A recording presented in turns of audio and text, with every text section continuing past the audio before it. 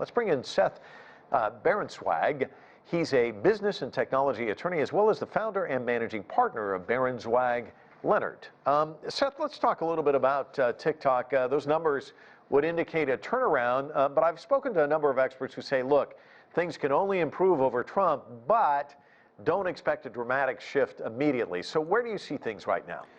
Well, TikTok has been in a major legal battle with the United States in light of the last year or so. Under the Trump administration, there has been essentially a tech war on several fronts, and one of those fronts has been through the court system. TikTok was hit with some orders, some presidential executive orders that tried to limit the way that they were able to do business here in the United States. And there was litigation here in various federal courts, and the Trump administration did not do very well. They have been fighting, and TikTok thus far had done fairly well and had won those in the trial court. The Biden administration has inherited a broad and complex tech war, and the TikTok issue is certainly a piece of that. Within the TikTok litigation, the Biden administration has asked the courts to put a pause on any appeals so that they can carefully review the issue. Let me ask you about this story that was in Reuters recently about semiconductor firms. They want to reverse Trump administration efforts to block sales to Huawei. Billions of dollars at stake with tech and chip sales on the line. All of this hinging on what Biden decides to do about export restrictions. You know, we're seeing an economy that's in pretty dire straits. Is there pressure on Biden to kind of shift the thinking on this? Well, there is pressure on Biden from a number of different corners. The conservatives here in Washington are pressuring him to maintain tough talk on China, trying to encourage him to push back with regard to alleged unfair trade and business practices. However, I think there's a lot of risk that are running on the president essentially walking a tightrope here. On the one hand, he has to talk tough on China and he has to try to maintain certain protections. But on the other hand, if he goes and he squeezes too tight, there could be a very significant business fallout. There, as you've mentioned, there is definitely a cross-pollination of business between the United States and China. China and the United States are the richest, most powerful economies in the world.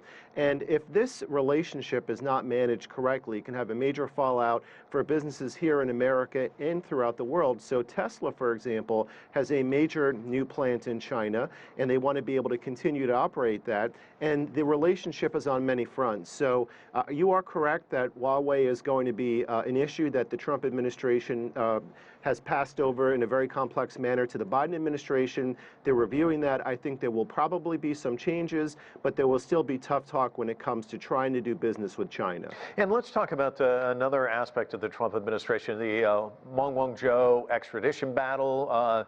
Again, you know, one would think that Biden's really pretty much focused on this vaccine rollout, trying to tackle COVID, trying to do something about the economy. This doesn't seem like to be front and center, but where do you see him landing on this? Boy, that's really a very complex and very heated issue. You're referring to the eldest daughter of the founder and the CEO of Huawei, who had operated as the CFO of the company. She is currently being detained in Canada. She's fighting extradition, and I agree with you. I think this is going to be a tough one for the Biden administration to focus on, but it really is symbolic of how complex this relationship is. At this point, you have these major powers that are trying to work this out. China has had an increased relationship with Europe. That includes transfer and sharing of 5G technology. The United States wants to have a major foothold in 5G. Biden will probably need to have a multinational, multilateral approach, but he's going to have a very hard time trying to convince nations like Britain and Germany to try to step back and join in that fray. So it's very, very complicated, and there are very major risks and a lot of stakes that are on the line for the economy and companies here in the United States as well as across the globe. Seth, one final question. Given the fact that these two leaders, Xi Jinping and Biden, were on the phone for about 2 hours, we're hearing. What does that say about at least there's discussions going? I guess that's a positive sign.